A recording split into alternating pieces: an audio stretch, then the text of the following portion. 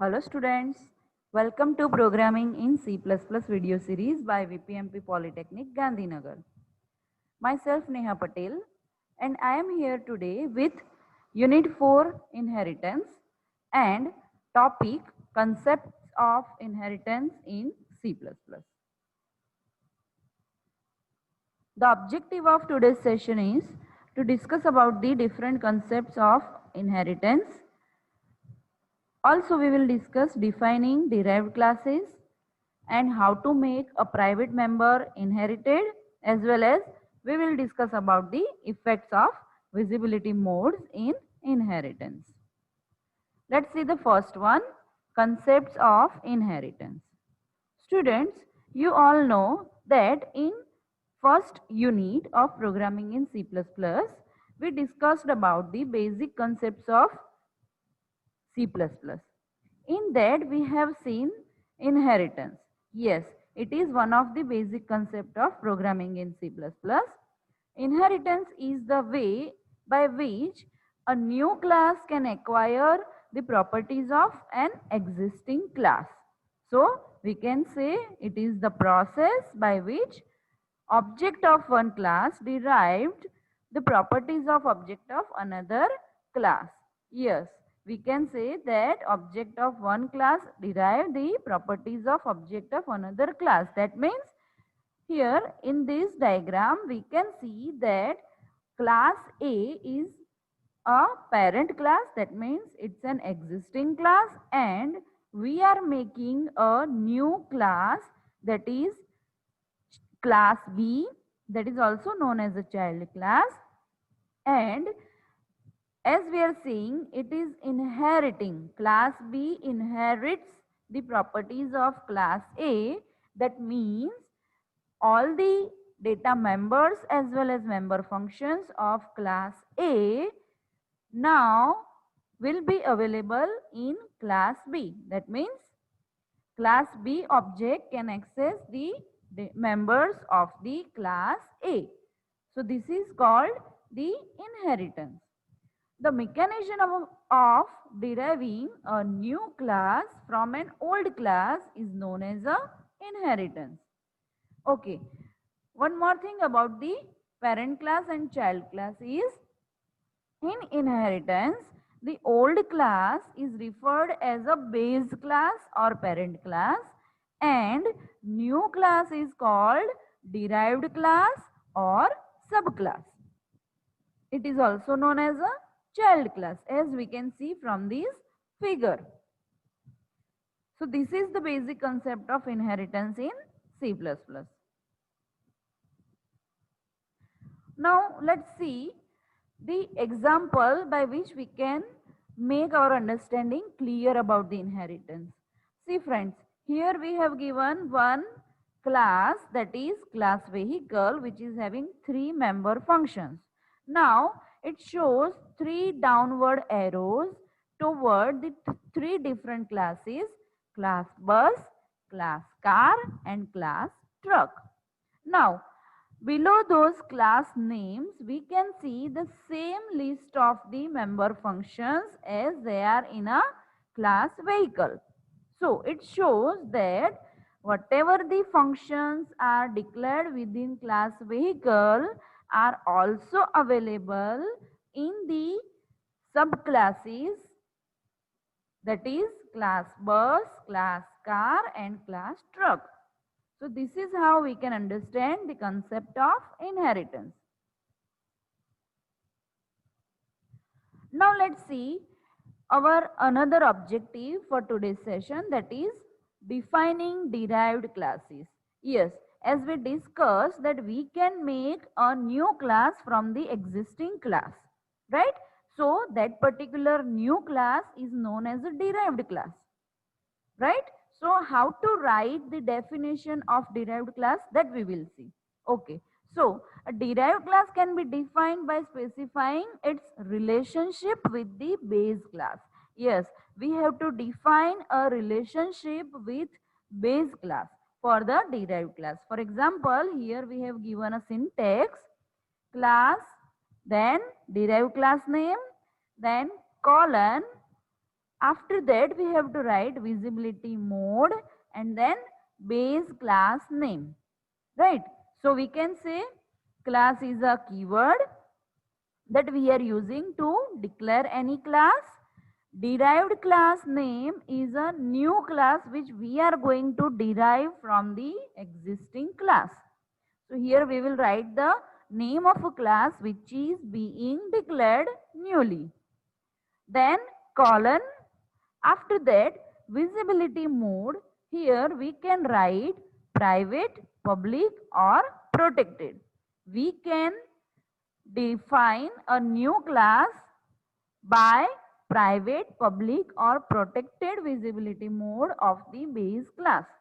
So last one is the base class name or the name of a class from which we are deriving a new class. And in the body section of this derived class, we can have the definitions of data members as well as member functions which are only related to the derived class. That means only those members will be declared here which are new in the new class. Okay. So this is all about how to define a derived class. For example, here we have taken class B colon public A. That means here B is a derived class and it is being derived publicly from class A. So we can say A is a base class or parent class, right? And we are deriving members of class A to class B in public manner. Now, the effect of public or private or protected visibility mode we will see in our next slide. See, here we have declared members of class B. That means only those members will be declared here which are the member of class B only. Now, see the next example, that is class B colon private A. That means here visibility mode is written private. One more thing, students, you need to take care about is if we are not specifying any visibility mode like public, private or protected, then by default the derivation of new class will become private derivation from the old class. Okay, so this is all about the defining new class from the existing class. Now let's discuss about the visibility modes available in C++ classes.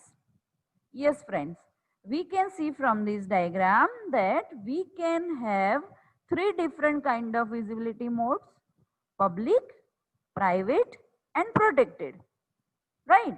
That we already learned in our previous video of unit 2. Whenever we want any data member or member function to be accessible by the object of a class, we are declaring those members in public section of the class. Now, if we do not want that our data members or member functions directly be accessed by the object of that class, then we make them private, right? These two visibility modes we already used in our C++ programs in our previous videos. Then this one is the another visibility mode that is known as a protected. This particular visibility mode is used while we are dealing with the inheritance in classes. That means if we want our data to be protected, to be secured, then and also we want to derive them in our new class. At that time, those kind of members are declared in a protected section of a class.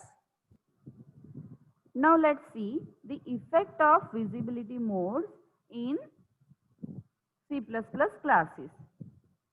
See, in this table we have listed the base class member access specifiers vertically in first column, and the type of inheritance, that is we are deriving a class publicly or in protected way or in private way in first row.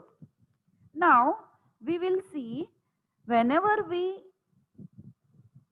have our members defined publicly in our base class, and if we are trying to derive a new class from the base class publicly, then public members of the class will remain public in a new class. That means those members which are declared in public section of a base class will remain in public section of a derived class, and the members which are declared in protected section of a base class will remain in a protected section of a new class. And see friends, in inheritance, the private members of a base class are not accessible in a derived class. So they will remain hidden for the new class. Now let's see the another column. If we derive our new class with using protected visibility mode from the base class, then a public members of a base class will go to the protected section of a derived class, as well as the protected members of a base class will remain in protected section of a derived class. Again, private data members or member functions are not accessible in a derived class. So here they will remain hidden. Now let's see the private visibility mode. That means we are deriving a new class from the base class using private visibility mode. So what happens? The public members of base class will be considered as a private member if we derive a new class privately from the old class. Again, protected members will also become private member if we derive a new class privately. That means if we are trying to deriving a new class privately from the existing class, then all the members from the public as well as protected section will become private member of that derived class. And again, we can see that private members of the base class are never accessible in derived class in any way. So they will remain hidden. So this is the effect of visibility modes, private, public and protected in the base class. Okay, now let's see the same thing again with the different picture. See, here we have base class and derived class, and we are deriving a derived class with private visibility mode, right? So what happens? See, private members are not going anywhere. There is no arrow between private members of base class and any of the section of the derived class.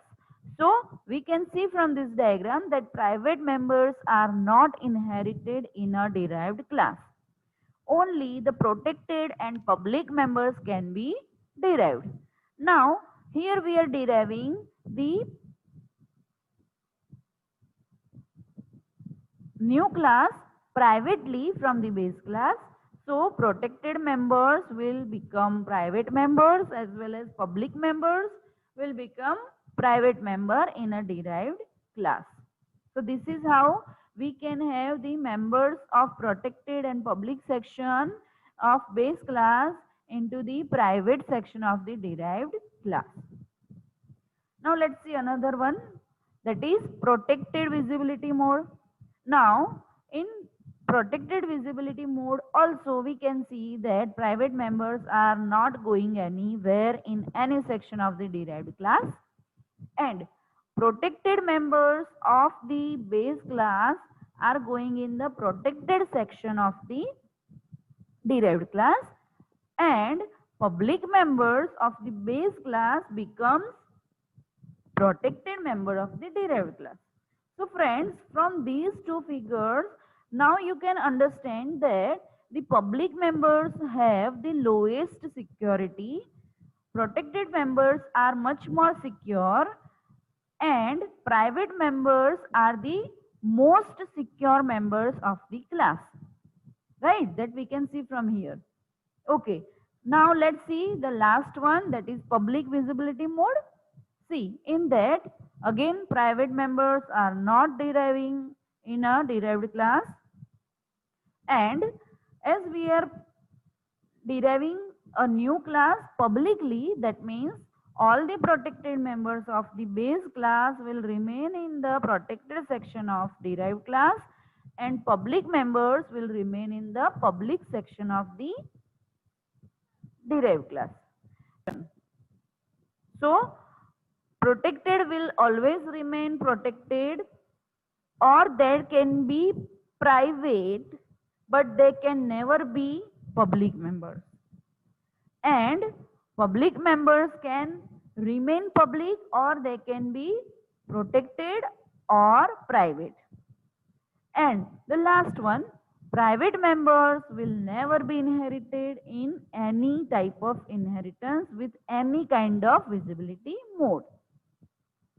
So this is all about the concept of inheritance, how to derive a new class from the existing class, and effect of the visibility modes in inheritance. So friends, I hope you all find this video interesting for for clearing this concept, and I will surely get back soon with another video of the inheritance with types of inheritance in C++. Okay, thank you.